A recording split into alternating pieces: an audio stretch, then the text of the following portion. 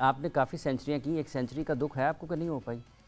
बिल्कुल है, लेकिन that is life, you have to move on. अचानक फैसला हुआ या आप समझते हैं कि कुछ सोच रहे थे? नहीं, मेरा प्लान ही 100 सेंचुरी के बाद रिटायरमेंट का था कि मैंने कहा यार अब प्लेयर्स आगे आ रहे हैं, दे टाइम ना हो ना, लेकिन आपके एक गोल अचीव करना है और मेरे था कि यार पाकिस्तान के लिए इतना सर्व किया तो आई एम श्योर कि लोगों की भी ख्वाहिश होगी ये पूरी हो, लेकिन कुछ ऐसा लगा कि उस तरीके से चाहत नहीं है, तो मैंने कहा फिर कोई मसला नहीं। अच्छा, ये आपने कहा कि कुछ ऐसा लगा और आप चाहते थे कि 100 टेस्ट मैच आपके पूरे हो जाते, जो कि नहीं हो पाए। जब इस किस्म की सूरत हाल देखते हैं, ये अभी डेविड वार्नर का इख्तितामी अलविदाई टेस्ट मैच था, आपको लगता है कि हमें भी कुछ थोड़ा अपने आप को ज़हनी तौर पर बड़ा करने की ज़रूरत है कि अपने, अगर किसी ने को 8-10 साल क्रिकेट खेली है तो उसका इख्तिताम अगर हो रहा है तो 1-2 मैचेस के लिए कुछ ना कुछ आपको दिल बड़ा करने की ज़रूरत होती है? बिल्कुल, specially the players who are communicating. मेरी कम्युनिकेशन पहले से ही थी, कोई ऐसा नहीं था कि मैंने कम्युनिकेट नहीं की हुई थी। और उसको सेलिब्रेट करना चाहिए करियर को, 12, 15, 13 जितने भी साल है ना, उसको सेलिब्रेट करना चाहिए। मैं हमेशा समझता हूँ कि जब पाकिस्तान टीम है ना, तो पाकिस्तान टीम में जो भी प्लेयर कोई अचीव करता है तो उसको हम सबको सेलिब्रेट, क्योंकि वो एक फैमिली है, एक टीम। जब वो सेलिब्रेट होती है ना, तो वो एक फैमिली फील होती है यार। किसी के 10,000 हो गए, किसी ने अगर T20 नंबर 1 प्लेयर बन गया, या कोई भी अचीवमेंट है, कोई भी बड़ी कामयाबी तो है, मेरे ख्याल में हम उस तरीके से शायद, पता नहीं क्या ऐसी फीलिंग है कि वो ऐसा लगना शुरू हो जाता है कि आगे निकल गया, क्या हो गया, ये क्या हो रहा है, मतलब कि ऐसे फील आना शुरू हो जाती है। तो इससे बेहतर है कि यार इज्जत से खेलिए, इज्जत से ही चले जाए तो अच्छा है। कप्तान के लिए अपने खिलाड़ियों को कंट्रोल करना कितना मुश्किल होता है?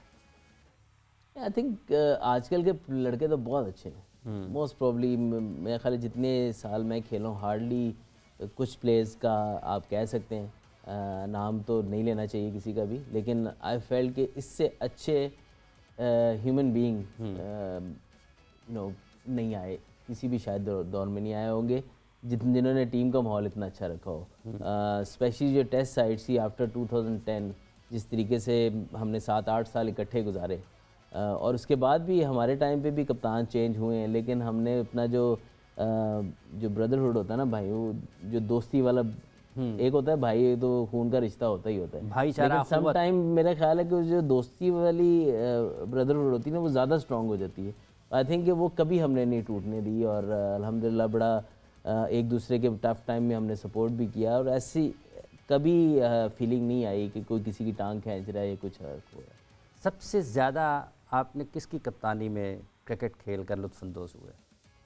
देखिए, सबसे ज़्यादा मिसबा भाई के अंडर खेला हूँ और सबसे ज़्यादा लंबा टाइम उसमें गुजारा है, तो आई थिंक कि मिसबा भाई की कप्तानी में बहुत मज़ा आया खेलने का। बाकी सबकी कप्तानी में बहुत मज़ा आया, लेकिन जो ज़्यादा टाइम गुजरा, ज़्यादा सक्सेस देखी एज ए बैट्समैन भी, तो और एज ए टीम भी हमने बहुत वर्ल्ड नंबर 1 भी टेस्ट साइड बने, और जो टूर था चैम्पियंस ट्रॉफी का, वो बहुत, उस टाइम पे मिसबा भाई नहीं थे लेकिन सैफ़ी कैप्टन था, तो वो टूर हमने बहुत ज़्यादा इंजॉय किया था। दो बड़ी कामयाबियां आपके पास हैं। 2012 का जब एशिया कप पाकिस्तान जीता था, उस वक्त भी आप पाकिस्तान के टीम का हिस्सा थे, स्क्वाड का हिस्सा थे, और 17 में चैम्पियंस ट्रॉफी। ये जो चैम्पियंस ट्रॉफी की कोई याद, आपका जो फाइनल है जो उसमें आपकी भी परफॉर्मेंस रही थी, आपको लगता है कि ये जो अभी थोड़ी देर पहले हम बात कर रहे थे कि आपके पास कुछ फेजेस आते हैं कि आपको कुछ स्टेबिलिटी की ज़रूरत होती है, हाँ जी, तो वो एक मिसाल के तौर पर उसको याद करते हैं? नहीं, देखें, उसमें देखे जाए तो मैं काफ़ी एग्रेसिव खेला था स्टार्ट में, क्योंकि मेरा रोल तो ये होता था कि यार फ़खर एग्रेसिव है तो मैंने गेम को लेके चलते रहना, बनाते रहना है। और अगर कोई थोड़ा सा कहीं हो भी जाता, क्योंकि 2 नए बॉल इंग्लैंड में लगते हैं, तो अगर कहीं हो भी जाता तो टीम मैनेजमेंट की कोई मसला नहीं है, आप इंटेंट अच्छी रखो, लेकिन कोई ज़रूरत नहीं है कि अगर आपके टोटल पार्टनरशिप अच्छी लगी हुई है तो कोई मसला नहीं। लेकिन उसमें मुझे ऐसे फील हुआ फ़खर उस तरह फ्लुएंट नहीं खेल रहा, तो उसने मेरी गेंद बहुत अच्छा नज़र आ रहा था, तो मुझे ऐसे ही, क्योंकि मैंने सोचा ही ये था कि फाइनल में प्रेशर होगा तो पॉजिटिव ही खेलना है, या आ रहा है या पा रहा है वाला सीन ना, कि यार हम हमेशा जो है ना मैच आईसीसी इवेंट का इंडिया से हार जाते हैं, तो पॉजिटिव होके खेलें, खुदा ना खास्ता एक और हार जाएंगे तो क्या हो जाएगा, मतलब पहले भी तो हारे में हारे। तो बस ये था कि पॉजिटिव खेलना है। और उसमें जब बॉल नज़र आ रहा था तो मैंने फील किया यार मेरे से एक्सपेक्ट नहीं कर रहे इंडियन के ये ऐसे खेलेगा। तो मैंने कहा यार मेरे पास अपॉर्चुनिटी, अगर मैंने यहाँ से 3-4 ब्लो दे दिए, मार दिए ना शॉट, तो लग गए मेरे, तो मेरा फ्लो बन जाए, एक तो फ्लो बन जाएगा, कॉन्फिडेंस आ जाएगा, दूसरा उसको सेटल होने का टाइम मिले। जब रन आना शुरू हुए तो मैंने उसको फ़खर को यही कहा था कि रन आ रहे हैं, बस ये ना फिक्र कर अभी तेरे से नहीं, तूने 2 ओवरों में कवर कर लेना। ऐसा ही हुआ, जब वो शुरू हुआ है तो बस फिर मैं वापस अपने गेयर में आ गया कि यार अब मैं लेके चलूँगा साथ। इब्तिसाम भी पॉजिटिव खेलता है? वो बहुत अल्ट्रा पॉजिटिव नहीं, उसकी इंटेंट हमेशा वो जब अभी बहुत अर्ली है, लेकिन वो नए दौर का इंशाल्लाह प्लेयर है। और मैं कभी भी उसको ये नहीं कहता कि मेरी तरह खेलो, क्योंकि मैं ये फिटनेस के मामले में आपको घर से भी कंपटीशन मिलता है बहुत ज़्यादा। कितना वालिद साहब के साथ मुकाबला कैसा रहता है? उनको माशाल्लाह 79, तो अभी भी शायद फिटनेस में नहीं बीट कर सकते हम। अभी मैराथन भी पीछे की है उन्होंने मेरा ख्याल कोई। हाँ जी, कुछ आई थिंक 2-3 महीने पहले की है। ठीक है। अच्छा, ये जो आपको लगता है कि T20 क्रिकेट से सिलेक्शन पाकिस्तान की जो होती है उसकी तरफ ज़्यादा रुझान है, जो T20 में अच्छा खेलता है वो ज़्यादा जल्द नज़रों में आ जाता है? बिल्कुल, PSL की वजह से ऐसे हो गया। हाँ। और कुछ हद तक ठीक भी है समटाइम कि स्पेशली T20 में आपका नियरेस्ट इंटरनेशनल फ्लेवर तो PSL ही है ना, जिसमें आप इंटरनेशनल प्लेयर्स के साथ ड्रेसिंग रूम शेयर करते हैं, फिर उनके अगेंस्ट खेलते हैं। तो अगर अच्छा परफॉर्म करते हैं, और इवन पाकिस्तान की कई बॉलिंग अटैक्स या बैटिंग लाइनअप्स ऐसी हैं कि किसी भी इंटरनेशनल बैटिंग लाइनअप या बॉलिंग लाइनअप से आप कंपेयर करें, उसके खिलाफ अगर कोई परफॉर्म करता है तो he should get a chance, but over do ना करें कि हर फॉर्मेट के अंदर आप उस परफॉर्मेंस पे ले जाएं। तो आई थिंक कि जो प्राइमरी आपकी सिलेक्शन की पॉलिसी वो आपका डोमेस्टिक स्ट्रक्चर होना चाहिए, जो डोमेस्टिक क्रिकेट होनी चाहिए, स्पेशली फ़र्स्ट क्लास क्रिकेट के वो फ़र्स्ट क्लास में कितना परफॉर्म कर रहा है, कितने मैचेस खेल रहा है, कितना उसका वो एक्सपीरियंस है, कितनी मार खाई हुई है उसने। आई थिंक स्पेशली आपने इस टेस्ट सीरीज़ में देखा है जिस तरीके से मीर हमज़ा हों या खुरम शहजाद हों, आमिर जमाल हों, जिन्होंने 2-3 साल 4 साल फर्स्ट क्लास क्रिकेट में लगाए हैं, तो उनका जब वो खेले हैं तो on a toughest places to play as a fast bowler, obviously pace और बाउंस तो आपको मिलता है, लेकिन बड़ी हार्ड कंडीशंस होती हैं, तो आपको नज़र आया है कि वो एक्सपीरियंस उनका उधर काम आया। सबसे यादगार और आपके दिल के करीब कौन सी इनिंग्स है? ओह,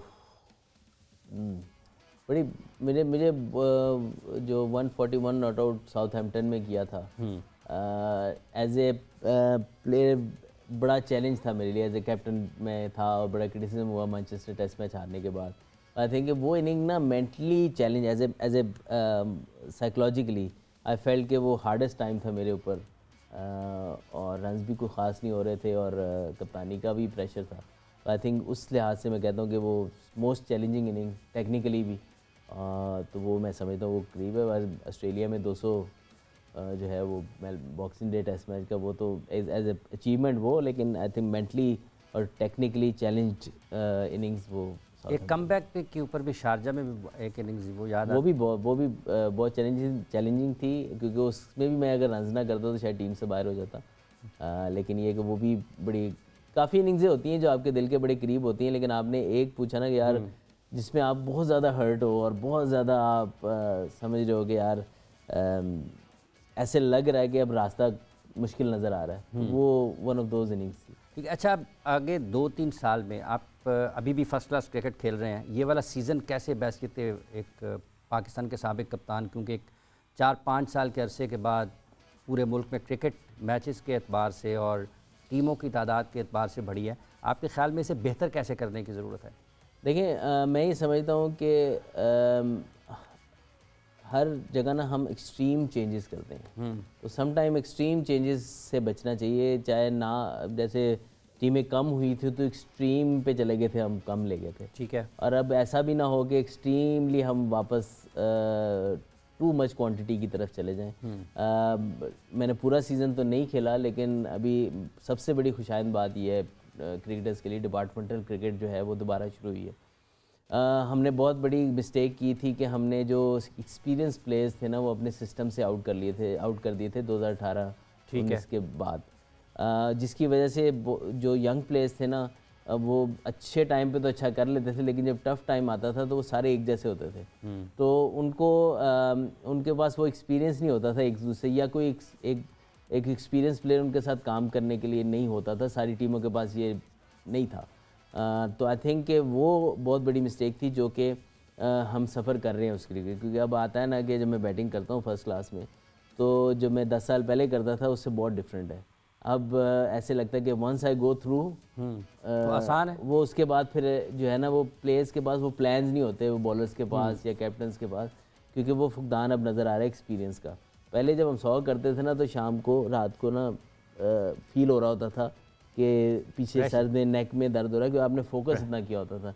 अब ऐसे लगता है 30 40 50 पे आप पहुँचे नहीं तो आगे चीज़ें आसान है। तो आई थिंक ये बहुत बड़ी मिस्टेक थी। हम बहुत ज़्यादा सोचते यार ये ओवर 30 वालों को साइड पे कर दो,